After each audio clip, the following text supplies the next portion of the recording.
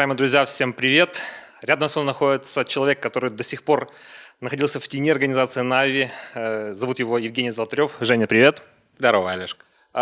Женя занимается спортивной частью, директор спорта в нашей организации. И сейчас мы расспросим, что же это такое. Жень, прежде всего, расскажи, чем ты занимаешься в организации Нави и что входит в твои обязанности. Функционал спортивного директора заключается в контроле работы всех менеджеров составов, аналитиков составов, тренеров там, где они есть. Это все, что касается трансферной политики, новые игроки, новые составы, анализ тех или иных дисциплин на их киберспортивность. Надо нам туда лезть, не надо лезть.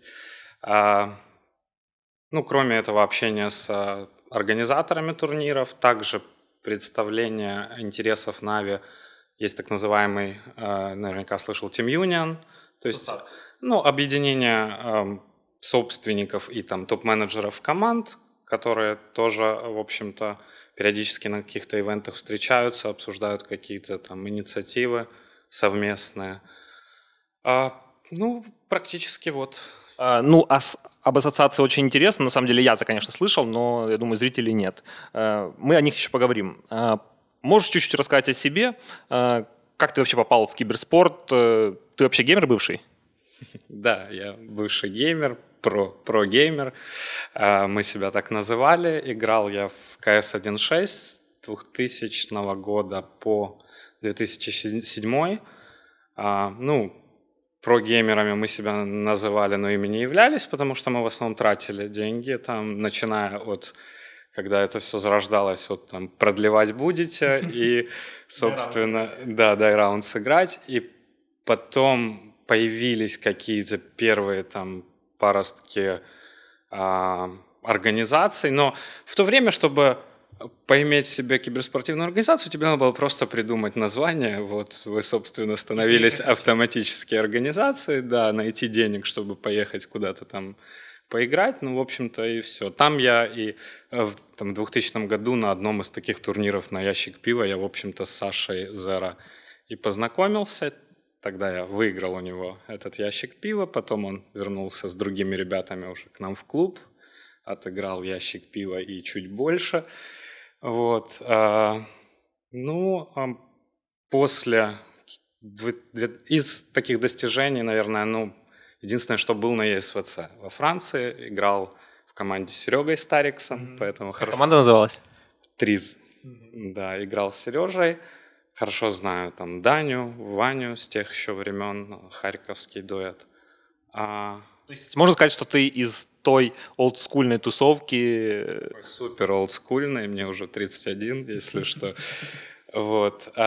После того, как забил, начал работать, занимался своей карьерой, был там и хедхантером. Последние 4 года до Нави я возглавлял отдел подбора и адаптации персонала в Банке Кипра. Офшоры? Вот. Собственно, в конце работы в Банке Кипра не очень хорошо шли дела у банка. У меня было предложение от телекоммуникационной компании очень крупной, от Киевстара. И параллельно мне предложил Саша поработать на Нави. Я какое-то время уже для Нави делал проекты, связанные с HR. Мы там структуру рисовали компанию, думали, какие нужны люди, какой функционал, как его распределять. Как HR консультировал, по сути. Долго я думал, стабильность, вот эти все там социальные пакеты и все такое, и страсть, да, Нави, я болельщиком всегда оставался. Собственно, сделал выбор в пользу Нави, ни капли, ни дня об этом не жалел, наслаждаюсь буквально всем, супер динамичная индустрия, очень рад, что попал сюда. В Нави ты пришел в каком году? Ровно 2 года назад я пришел на позицию директора по персоналу. Тогда это было, ты-то помнишь, Олег, буквально там человек 8, наверное, сидело в таком офисе-квартире, плюс, наверное, человек 10 было на фрилансе.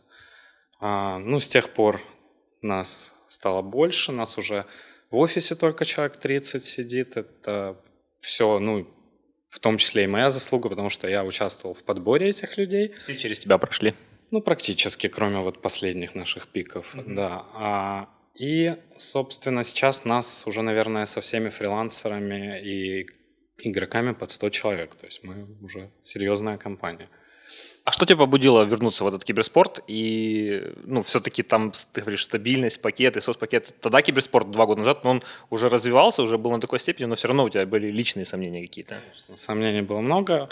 Ну, прежде всего, когда я забил на Counter-Strike, какой-то период, года 2-3, я все время думал, что я потратил это время, что оно вот слито в никуда, потому что оно мне нигде в жизни не надо было, да, а вроде бы времени убил много. И когда появилась такая возможность, я воспринял это как некий знак. Ну, видимо, так оно должно было быть, и не просто так я с геймингом подружился. Хорошо, а расскажи, как ты вот с позиции HR пришел на позицию спорт-директора? Не совсем. Еще год я поработал директором по персоналу.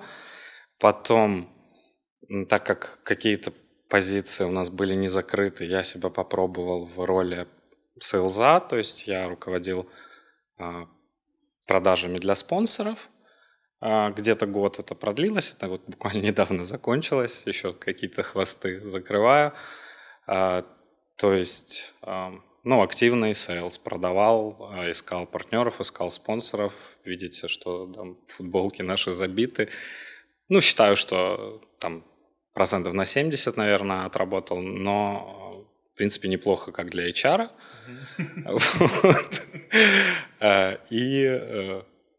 Ну и это полезно с какой точки зрения, что сейчас как спортивный директор мне важен баланс. Все понимают, что организация и работа с игроками, с одной стороны, конечно, спортивные результаты, с другой стороны, спонсоры, потому что спонсоры — это то, что образуют наши бюджеты.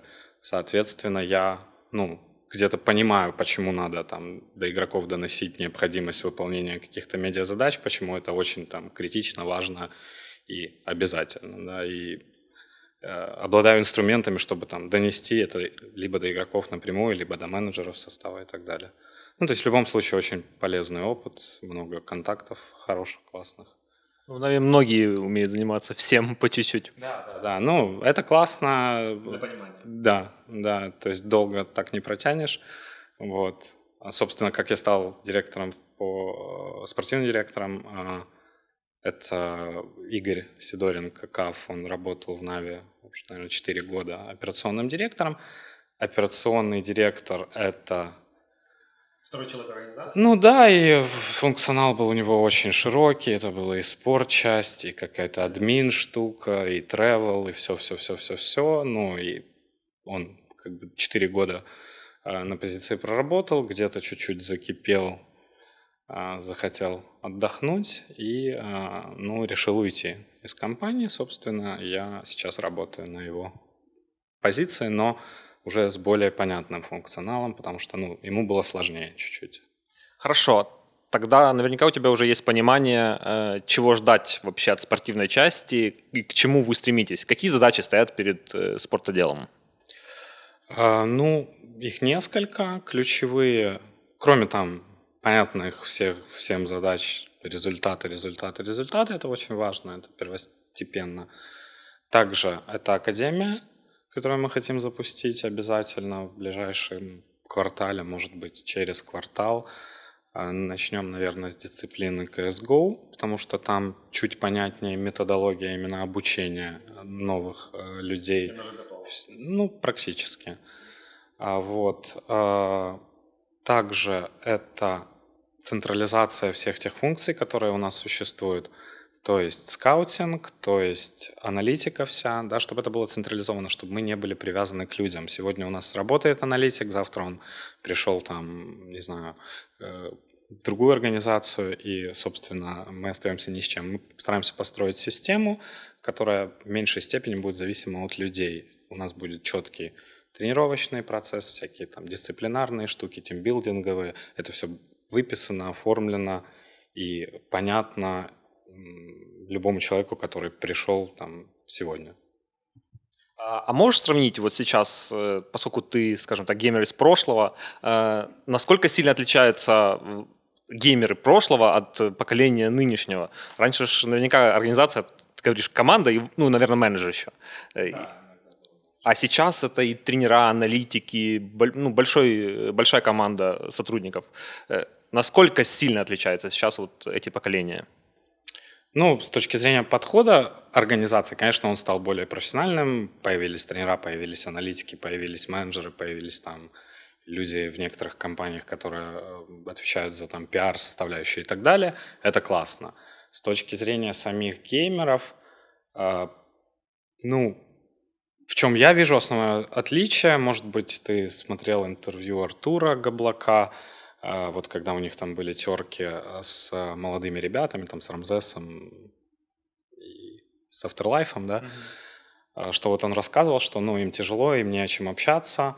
Ну, я вижу, что есть такая проблема. Старого формата игроки, ну, я не говорю о себе, это супер старый формат, но там Дэнди, Артстайл, Зевс, Ваня, люди все равно, эти геймеры, они зарождались в компьютерных клубах. То есть они априори социализированы, они в социуме росли, им приходилось общаться, коммуницировать, взаимодействовать. Игроки же нового поколения, они, ну, достаточно замкнуты, закрыты, они комнатные. Они комнатные, да. С ними очень тяжело. Ты не понимаешь, что у него в голове, что у него на уме. Я уже молчу о какой-то там медиа составляющей, потому что это им вообще тяжело дается. Вот. Ну, в этом основное различие с точки зрения игры. Ну, не знаю, кто там талантливый, не талантливый. Тут, наверное, не зависит, там, нового он поколения или старого. Ну вот ты говоришь, появились тренера, аналитики. Появились просто потому, что они появились, или потому, что они нужны? В Counter-Strike, допустим, тренер это, ну, он начал происходить из команды Fnatic, если не ошибаюсь. Devil Walk начал, ну, да, ну, возможно. И я про CSGO говорю. И, ну, неважно. И, соответственно, действительно они нужны, или это просто веяние моды, что без них сейчас нельзя? Насколько велика роль тренера и аналитика сейчас вот в успехе команды, состава? Ну, очень велика. Во-первых, когда нету какого-то объединителя, да, или человека, у которого есть объективная картинка, не субъективная, да, капитан, он всегда субъективен, если он внутриигровой там лидер. То есть, во-первых, надо, как говорит наш босс, helicopter-view, да, иметь. Во-вторых, возможность принимать какие-то решения кадровые. К этому еще пока не пришли. Надеюсь, там, с появлением каких-то запасных у этого человека будут определенные рычаги, чтобы влиять на мотивацию или отдачу того или иного игрока, чтобы он мог его, там, как в футболе, посадить на банку, да, например, или там за нарушение какой-то дисциплины, там, оштрафовать, еще что-то. То есть как-то влиять. Сейчас они, ну, довольно, они чувствуют, наверное, свою безнаказанность в любой ситуации, потому что их 5 и все, и хоть убей. Ну, вот. Плюс однозначно аналитика — это хорошо, даже если есть какой-то специальный тул, да, аналитический, но эту аналитику должен кто-то обрабатывать, анализировать, делать выводы, потому что цифры цифрами, но из этих цифр должны какие-то решения, да, быть сагрегированы. А тренер? Это я о тренере сейчас тебе говорю. Аналитика, ну, однозначно важна, нужна. Результаты нашего Dota 2 состава, вот прям всю динамику, которую вы видите, да, за последние 2-3 месяца.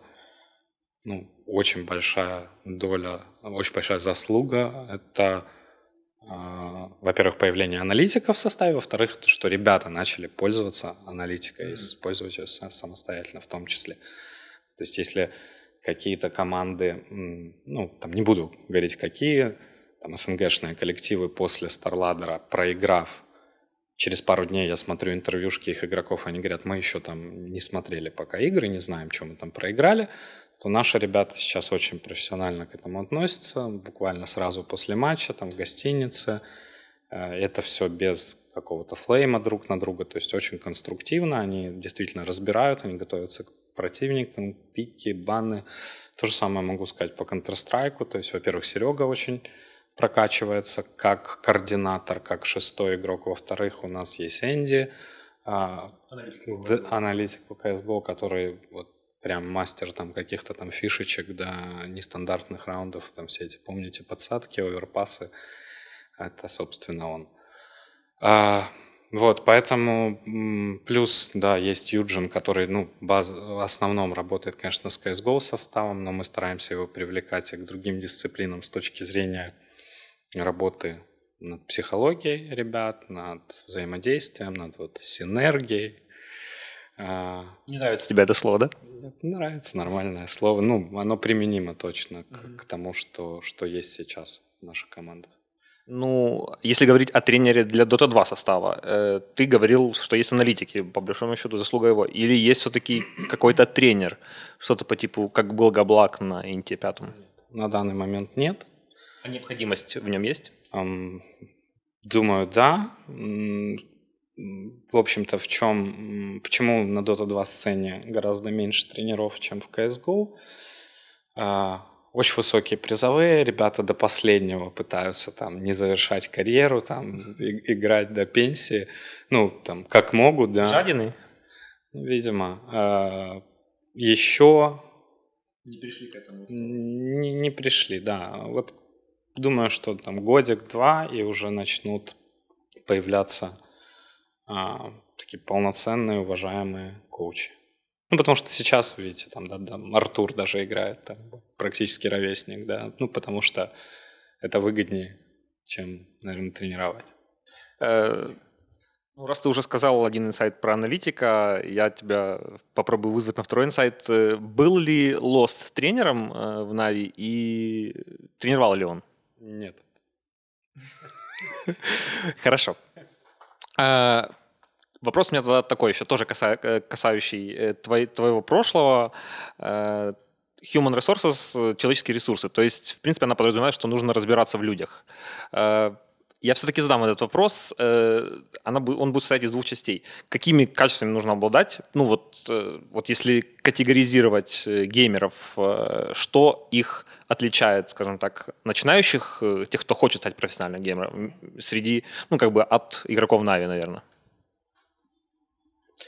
Ну, очень важен профессионализм. Вот, опять же, про-геймер, да, профессиональное отношение к любому делу. Ты в ущерб там, своему времени, личным каким-то делам, ты играешь. Понятно, что начинается это у всех как такой некий фан, ты получаешь удовольствие от игры, но когда ты уже переходишь на вот этот про-уровень, то это работа, это усилия постоянные над собой, это, я же говорю, работа там в ущерб каким-то другим своим жизненным целям. Вот. Это основное. Понятно, что случай, там, немаловажно. Удача, где-то там с кем-то познакомиться, где-то тебя взяли каким-то стендином, ты там раздал и так далее. То есть... Хорошо. А вторая часть вопроса касательно стафа. Чтобы попасть, проникнуть в киберспорт, скажем так, в закулисье, если можно так сказать, какие качества должны быть у сотрудника киберспортивной организации, прежде всего? Ну, сейчас технически это не очень сложно, потому что появилось даже там несколько специализированных сайтов, именно там eSports Career и так далее, которые занимаются исключительно трудоустройством в разрезе киберспорта. С точки зрения, какими необходимо обладать качествами и компетенциями, ну вот как показывает наша практика, у нас есть люди в компании, которые из этой индустрии, то есть геймеры в прошлом, но у них нету какого-то бизнес-бэкграунда, да, там, прошлого. А есть, наоборот, люди из бизнеса, у которых не совсем четкое понимание индустрии, что вообще происходит, какие там стикеры, да, что вообще это за бизнес. Вот. Самый классный матч — это, конечно, вот ребята, которые из бизнеса, но увлекающиеся киберспортом, смотрящие игры, там, интересующиеся и так далее. Таких благо много. И, в общем-то, ну, все наши последние пики, они вот некий баланс выдерживают и бизнесовой составляющей, и понимание индустрии нашей. Если возвращаться к составу по доте, у них появился менеджер. Можешь рассказать, кто этот человек, как много было заявок на эту позицию и как происходил вообще отбор? Да, могу. Ну, в общем-то, человека я уже сегодня упоминал в своем интервью. Игорь Кав-Сидоренко, наш бывший операционный директор. Он, когда уходил, мы с ним предварительно обсудили возможность его возвращения, ну, с немногим более узким функционалом, но ну, также очень интересная для него позиция была. То есть мы предварительно обсудили, что он там возьмет какой-то тайм-аут месяц-полтора и потом примет решение. Но он же занимался до этого тоже. Дело в том, что да, у него был период, когда он там совмещал, опять же, все, что только возможно, и он был последним менеджером, с которым наш Dota 2 состав выиграл турнир, после которого запустили тот самый таймер. D2CL, да? D2CL, да, Игорь как раз тогда был их менеджером.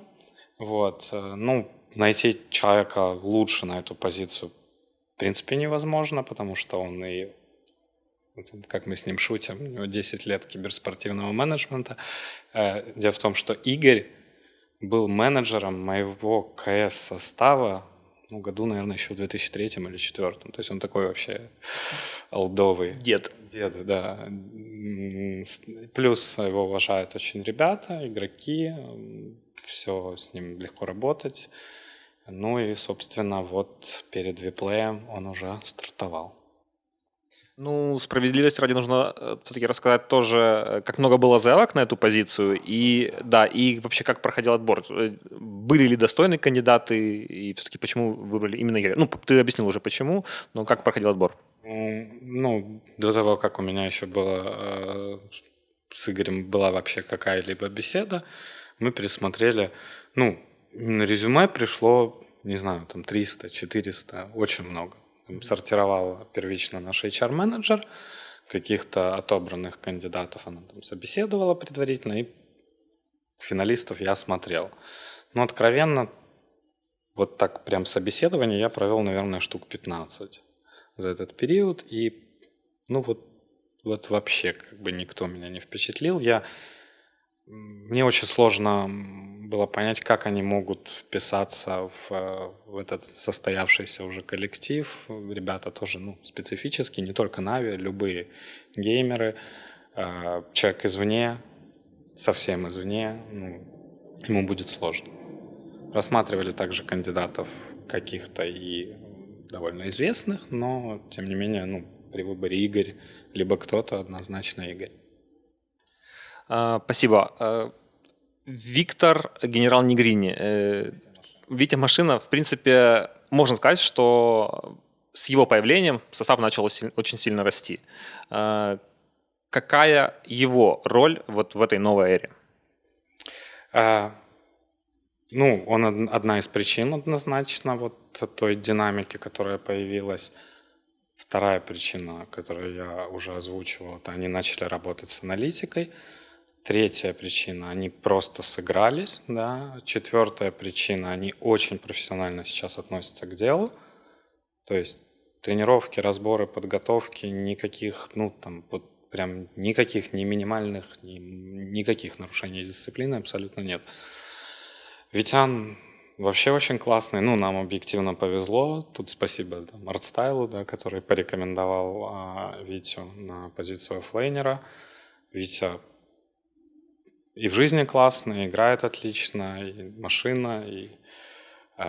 Единственное, что вот такая его слабая сторона, он очень коммуникабельный, он немерено общается в жизни, даже так, где-то чрезмерно иногда. Но нет, с ним очень прикольно, он с чувством юмора, он с самоиронией, он вот прям, у него огромный медийный потенциал, Витя. Вот. И единственное, что у него коммуникация во время игры где-то чуть просаживается, он оффлейнер, от него часто исходит инициатива, соответственно, и какие-то микроколы должны идти, больше коммуницировать, больше сообщать, больше озвучивать, что делаешь там и так далее. Но это буквально единственное. А в остальном, прям вот отличное дополнение к 4 ребятам, которые уже были. Поскольку ты занимаешься не только Dota 2 составом, хочу поговорить еще о других коллективах. Но прежде всего расскажи, почему был распущен состав по Heroes of the Storm?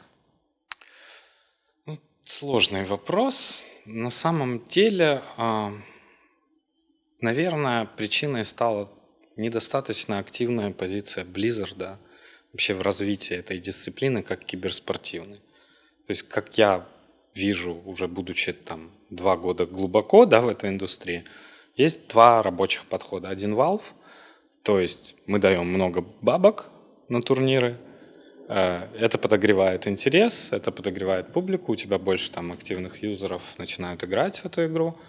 Это рабочая схема, 100%. Вторая схема, райтовская, когда они берут на себя очень много всякой организационной фигни, которая разгружает там Na'Vi как организацию, то есть они платят часть зарплат, они там буткемпы организовывают, у них все, которые сплиты, все на их территории, все абсолютно, то есть это там нет больших денег, больших призовых, но с точки зрения организации это довольно удобно. Там зарплаты большие. Опять же, Riot часть этих зарплат большую платит. Поэтому тоже рабочая схема. Схема Blizzard, я ее до сих пор так и не понял, потому что ни особого суппорта организациям нету, ни вот этих космических призовых, их тоже нету. Ход-сцена, если кто-то следил, там решафлы, были, то есть в Нави играли все, кто играл там в Dignitas, в Ликвидах и наоборот, и все уже со всеми там переиграли. Новых игроков практически нет, соответственно, это наталкивает на мысли, что, наверное, дисциплина имеет сомнительные перспективы. Состав по CSGO сейчас по версии ShelTV.org занимает 1 место. Я с ребятами разговаривал, они говорили, что они объективно топ-1, топ-2. Как скажем, спортивная часть, как она распределяет свои ресурсы между внутренними коллективами? То есть, в принципе, понятно, что Counter-Strike и Dota 2, они основные. Но есть ли какое-то распределение, процентное, скажем так, что мы Dota 2 состава у нас выделяем 50% времени? Нет, абсолютно нет. Зависит только от количества турниров. Понятное дело, мы бы хотели уделять там танкам 50% времени, но у них 4 турнира в году. То есть они мало играют, опять же, в силу там варгейминговской некой там политики. Если говорить о Dota, Counter-Strike, оно где-то сейчас 50-50 с точки зрения усилий, с точки зрения количества турниров, с точки зрения буткемпов. Опять же, количество буткемпов этих. LoL пока для нас новая дисциплина. Будем стараться и Na'Vi выводить на более высокий уровень как команду, и, в принципе, LoL в СНГ. Потому что, тоже очень потенциально. Ёжик, с ёжиком все ок.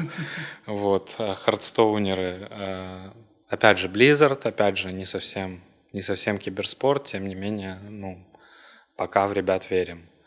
Никого не забыл. У хардстонеров был менеджер, сейчас его нет или все-таки есть? И вообще, нужен ли хардстонерам менеджер? Да, в любом случае нужен, потому что все равно есть турниры, есть поездки, есть медиаобязательства, стриминги, какие-то съемки для спонсоров и так далее и тому подобное. Кто-то должен это менеджерить. Сейчас Андрей Кими Квасневский, который у нас менеджерил состав, он занимается Хардстоуном, плюс он ведет еще ряд внутренних проектов, о которых пока ни-ни. Хорошо. Что насчет Overwatch? Планируется ли расширение? Расширение и... Экспансия. Да, наверное, я уже ответил на этот вопрос. Вообще однозначно смотрели в сторону Overwatch, но сейчас все меньше. Во-первых, что смущает? Смущает стоимость игры. Для СНГ аудитории это, в принципе, вряд ли приемлемо. Сколько там, $30-40 она будет стоить. Во-вторых, опять же, нету никаких, кроме Галустяна, никаких усилий от Blizzard, никаких анонсов, никакой дорожной карты, ничего. Несколько организаций уже приобрели составы по Overwatch, ну, из таких топовых, я не помню, NVS, по-моему, может, еще кто-то. Но, ну, в Ходсе тоже так начиналось. Но потом, вот, как 4 организации было, так 4 и осталось. Поэтому, не знаю, очень осторожно будем в этот раз. Ты уже упоминал, скажем так, о целях спортивного отдела, но давай все-таки, не знаю, более специфично их обозначим. Какие планы у спортивного отдела стоят на этот год? Какие турниры вы будете посещать? И ну, вообще, что вы планируете делать, ну, кроме других проектов, а именно с текущими составами? Окей. Ну, по турнирам, по Доте сейчас Dream League это в Стокгольме, после Манилы Франкфурт. В принципе, ну, мое субъективное мнение, что этого достаточно, хорошего выступления на этих 3 турнирах достаточно, чтобы получить, возможно, инвайт на Инт. Постараемся не играть никакие онлайн-квалы. Вот. Может быть, добавится еще какой-то ивент, там, или БТС, или, может, StarLadder в июле. Вот. По КСу сейчас КСу мы с нескольких турниров снялись, потому что, ну, где-то и ребята там не рассчитали свои силы, ну, подустали. ECS и DreamHack, да? ECS, DreamHack Остин и Цева. Мы не полетели в Лондон. Собственно, сейчас у нас будет StarLadder на Олимпийском. Потом и League, это американская турнеровская лига, и Major, если я не ошибаюсь, вот такой план. Танки ждем анонса от Wargaming, пока ничего не понятно, когда будет следующий турнир. Хардстоунеры сейчас как раз на DreamHack в Остине. Ежик летит в Таиланд. Отдыхать или на турнир? Турнир. Вот, в конце мая. Кто у нас еще? Вроде всех перечислил. Хорошо. Это что касается турниров. Что касается планов, Академия я озвучил. Также хотим все то, что мы наработали с точки зрения вообще тим-менеджмента, управления командами, в какой-то привести, ну, разработать некий какой-то тул, может, это будет ERP для управления командами, не знаю пока точно, как это будет выглядеть. Ну, будем смотреть в сторону все равно каких-то еще дисциплин, не факт, что это будет Overwatch. Ну, вроде бы в целом. Ну и очень важно для нас обзавестись полноценным гейминг-хаусом.